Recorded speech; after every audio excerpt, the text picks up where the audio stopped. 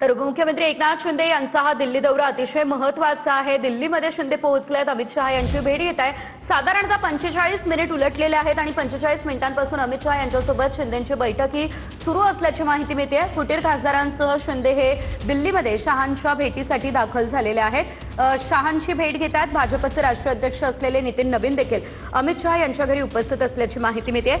शुक्रवारी केंद्रीय कॅबिनेटचा विस्तार होणार अशी देखील माहिती आहे। शिंदेंच्या शिवसेनेला एक कॅबिनेट आणि एक राज्यमंत्रीपद मिळणार असल्याची माहिती सुद्धा विश्वसनीय सूत्रांनी दिलेली आहे। आणि या संदर्भात सविस्तर अपडेट आमचे प्रतिनिधी प्रमोद जगताप यांच्याकडून घेऊयात। प्रमोद, एकंदरीत आपण जर बघितलं तर ऑपरेशन टायगर हे यशस्वी झालं आणि त्यानंतर एकनाथ शिंदे यांचा हा पहिलाच दिल्ली दौरा आहे।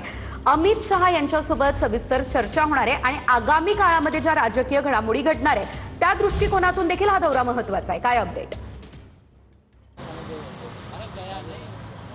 अगदी सेजल, तुम्ही म्हणालात तसं पुढच्या काळामध्ये ज्या राजकीय घडामोडी घडतील त्या घडामोडींच्या अनुषंगानं एकनाथ शिंदे यांचा हा दिल्ली दौरा अत्यंत महत्त्वाचा आहे असं आपल्याला म्हणावं लागणार आहे। एकनाथ शिंदे ज्यावेळी दिल्ली विमानतळावरती पोहोचलेले होते त्यानंतर थेट ते अमित शहा यांचं जे दिल्लीतील निवासस्थान आहे कृष्ण मेनन मार्गावरती त्या ठिकाणी पोहोचले आहेत। मी याच ठिकाणी उभा आहे। हे जे कृष्ण मेनन मार्गावरती निवासस्थान आहे त्या निवासस्थानी मागता साधारणतः 45 मिनिटांपेक्षा जास्त वेळ झालेला आहे। बैठक सुरू आहे। सेजल, जी माहिती मिळते त्या माहितीनुसार बैठकीमध्ये 6 बंडखोर खासदार एकनाथ शिंदे, खासदार श्रीकांत शिंदे आणि केंद्रीय गृहमंत्री अमित शहा हे इतक्या वेळ होते। मात्र आता मागच्या काही वेळापूर्वी नितीन नवीन जे भारतीय जनता पार्टीचे राष्ट्रीय अध्यक्ष आहेत ते देखील या ठिकाणी पोहोचलेले आहेत आणि नितीन नवीन देखील बैठकीमध्ये उपस्थित झाल्याची माहिती आपल्याला मिळालेली आहे।